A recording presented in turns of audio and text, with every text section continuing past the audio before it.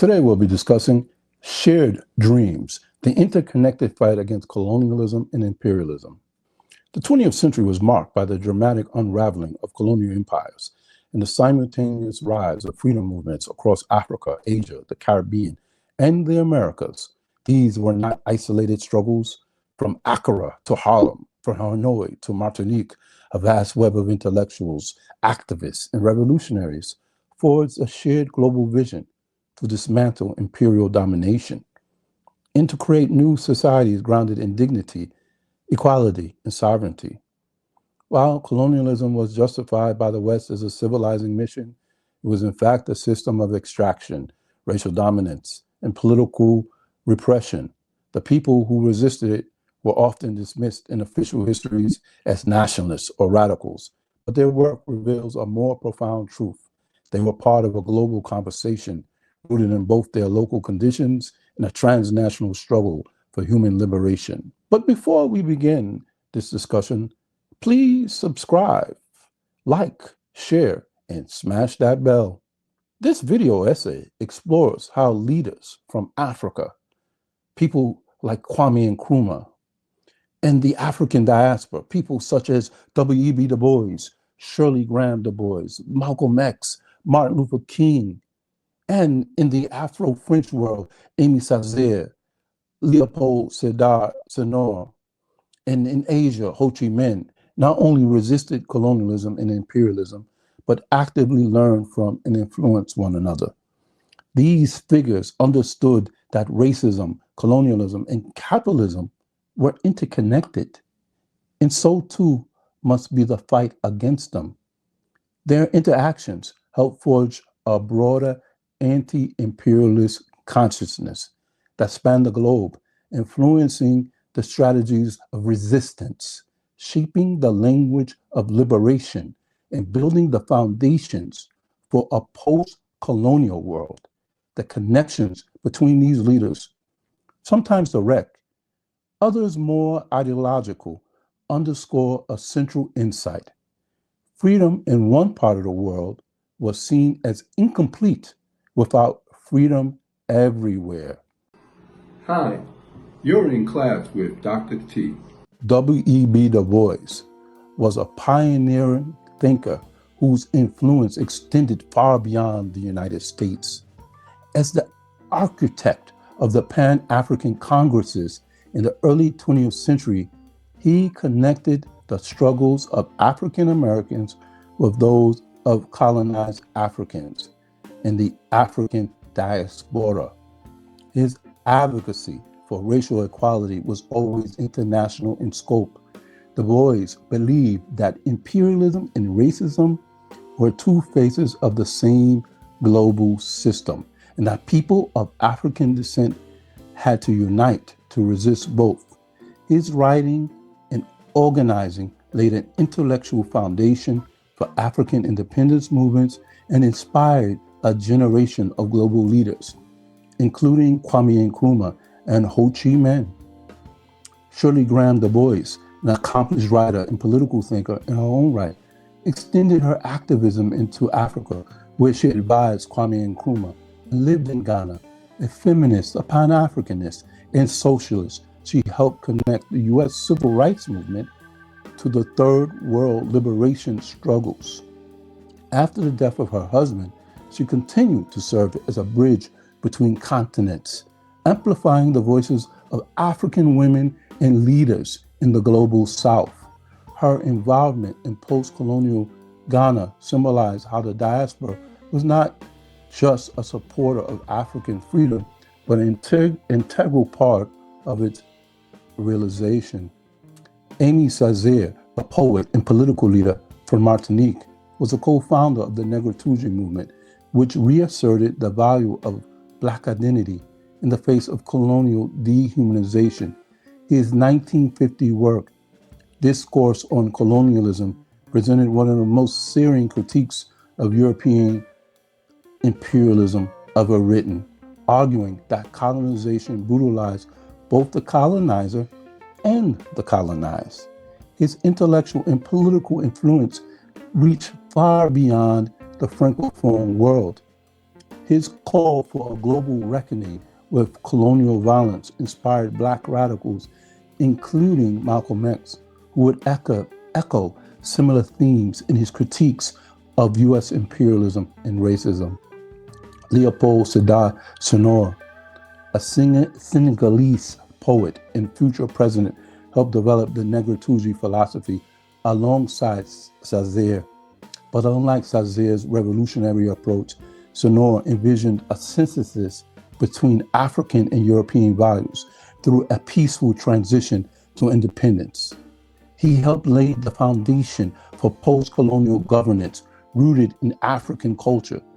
Senghor's politics, while more moderate, influenced international forums like the Non-Aligned Movement and spoke to Martin Luther King Jr.'s own evolving vision of a moral post-imperial global order based on cooperation rather than domination. Later, Senghor would be an equivalent to a congressman representing the French National Assembly, advocating for the rights of African colonies within the French Union. And eventually, Senghor would become president of Senegal. Kwame Nkrumah, Ghana's first post-independence leader, is perhaps the clearest example of the diaspora's influence on African anti-colonialism. Educated in the United States, Nkrumah was deeply influenced by W.E.B. Du Bois and Black political activism. Upon returning to Africa, he became a central figure in the decolonization of the continent. Nkrumah saw Ghana not just as a free nation, but as a symbol of hope for oppressed people everywhere. He welcomed Du Bois and Shirley Graham Du Bois to Ghana and received delegations from U.S. civil rights leaders, including Martin Luther King, making Ghana a hub of global liberation dialogue. Ho Chi Minh, the Vietnamese revolutionary who led the fight against French and later U.S. imperialism, spent time in Harlem during the 1910s and 1920s, where he absorbed ideas from Black radical publications, including Du Bois' The Crisis. Ho Chi Minh's experiences shaped his view that colonialism was part of a global racial and class hierarchy.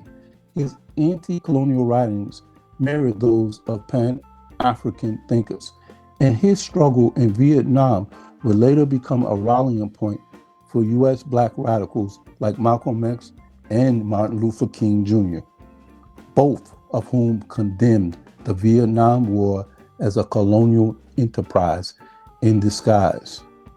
Martin Luther King Jr., often remembered for his civil rights work in the U.S., he increasingly engaged with global liberation issues in the 1960s.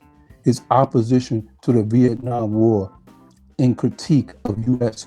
militarism in his 1967 Beyond Vietnam speech echoed the ideas of Césaire, Nkrumah, and Nehru. King believed the U.S. could not claim to be a beacon of democracy while denying freedom to people at home and supporting empire abroad. His moral framing of global solidarity revealed a growing awareness that the struggle for civil rights in the U.S. was part of a worldwide demand for justice.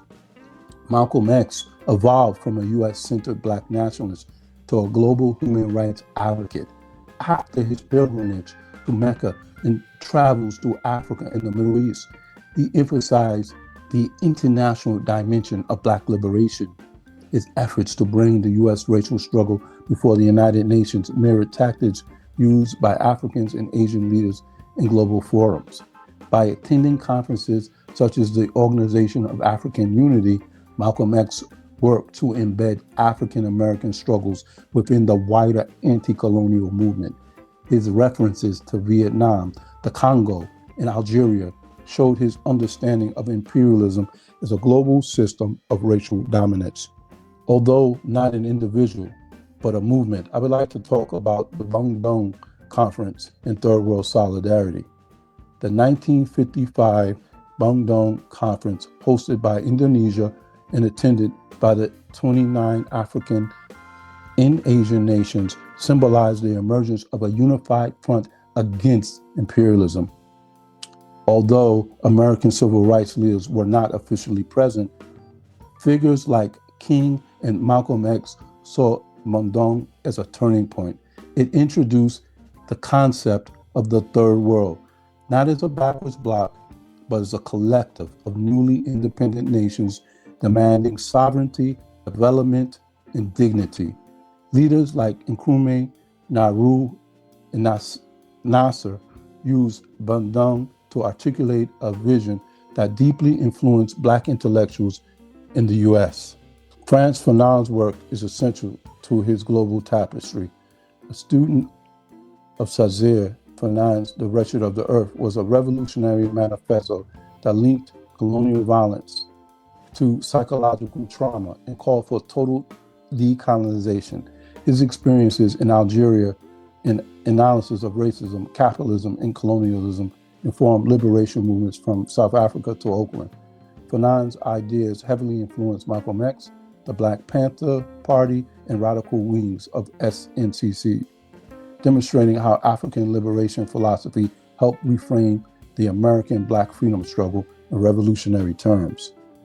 In conclusion, the fight against colonialism and imperialism was not confined to the borders of any single nation. It was a global struggle shaped by intellectual exchange, shared suffering, and mutual inspirations. Figures like W.E.B. Du Bois, Shirley Graham Du Bois, Aimé Césaire, Senghor, Nkrumah, Ho Chi Minh, King, and Malcolm X remind us that freedom has always been a collective endeavor. These interconnected movements challenge the foundation of empire and racial capitalism, creating a legacy that continues to inform struggle for justice today. Understanding these global connections not only honors their contributions, but also provides a blueprint for building solidarity in the present moment of rising authoritarianism, inequality, and neocolonial power. Thank you.